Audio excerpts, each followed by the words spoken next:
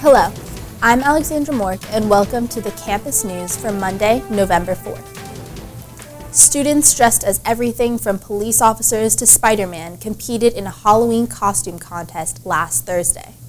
Barry Nakash and Haley Levin, dressed as Phineas and Ferb, won Most Creative Costume, while Kiki Irioffen, who dressed as T-Bone from iCarly, won Most Funny. Students participated in the climate strike last Friday from noon to 3 p.m. at the west steps of City Hall in downtown Los Angeles. Alongside 16-year-old leader of the worldwide climate strike, Greta Thunberg, students protested against the fossil fuel industry in California. Students who miss class in the afternoon will have an unexcused absence, but will not receive detention. The school's emergency notification system sent a text Monday morning at 5:30 a.m. and another an hour later announcing both campuses were closed due to the Getty fire that began in the middle of the night. Just hours after a falling branch hit a power line, hundreds of acres went up in flames, forcing students and faculty to evacuate their homes. Due to the displacement of many students in California, colleges such as the University of Chicago, the University of Pennsylvania, Claremont McKenna College, and Northwestern University have extended early decision application deadlines by 1 week. A crisis response on Facebook is checking in on students for any updates, allowing them to mark themselves safe if they've been unaffected by the fires. Students and faculty are encouraged to immediately contact the school if displaced by the recent fires. Actors Jacob Tobiah and Tyler Ford will speak to students at an all-school assembly this Wednesday, November 6th in Taper Gymnasium. Tobiah and Ford are advocates for transgender and non-binary people and will speak to students about their experiences coming out as gender non-conforming youth. The Video Arts Department will go on a trip through Southern California next weekend. The purpose of the trip is to inspire creative ideas through the exploration of different bodies of water in the area.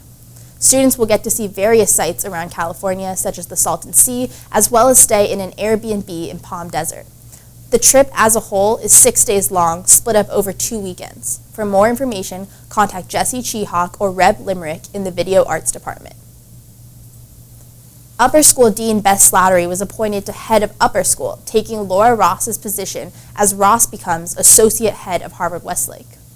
In his email to the school community, President and Head of School Rick Commons says that Slattery stood out amongst more than 60 other applicants because of her experience and dedication.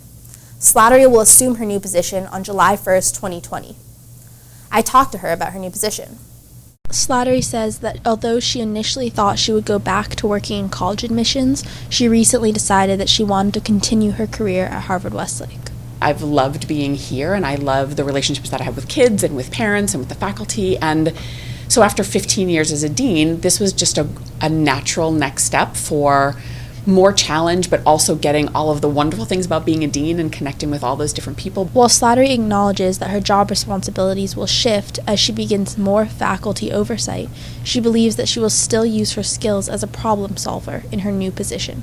I see myself as a dean as very much a problem solver of helping kids and families and teachers when there are scheduling issues or when you're talking about college or any of those kinds of things. And I suspect that that's a lot of what I'm going to continue to do, just maybe at more of a macro level. In her new position, Slattery says that her main goal is to be a source of stability to students, teachers, and families. There's lots of changes happening. The new schedule with AP maximums, unweighting GPAs, and so that people know that I'm not really interested in making dramatic change anytime soon. I really want to be there as a support for all those different constituencies as we go through some change.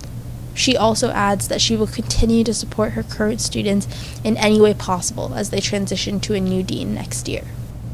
The Latin American Hispanic Student Organization had their annual Day of the Dead celebration last weekend. The celebration usually takes place from October 31st to November 2nd. This year, the group will go to West Hollywood Cemetery, where they will watch performers sing and dance while dedicating it to their loved ones. This year, Harvard-Westlake implemented new policies regarding driving and parking near campus. Cole Katz has details. Many students, faculty, and staff face the dreaded traffic up Coldwater Canyon each morning. It can take up to 25 minutes just to make it half a mile up Coldwater. Driving back home from school, it takes me 2 minutes to get home. but in the morning it'll take like 25 minutes just because there's so much traffic. Students have felt forced to use alternative methods, which are not always legal, in order to get to school on time. Senior Justin Spitz describes an incident last year in which he attempted to maneuver around standstill traffic on Coldwater. I had a first period English class, and I'm like, oh geez, I don't know if I'll make it. So then, classic mistake, I went up the middle lane, and I went up around like 20 miles an hour up the entire way, because I wanted to check and see if I should not be doing that. But then before I could really get back into the driving lane, there was a cop right in the middle of the street, standing outside of his car in the middle of the street that signaled to pull me over. Last year, the school did not dish out their own punishments to students caught driving up the middle lane. There were not really any school consequences beside the fact that because I missed my first period class, I had an unexcused absence.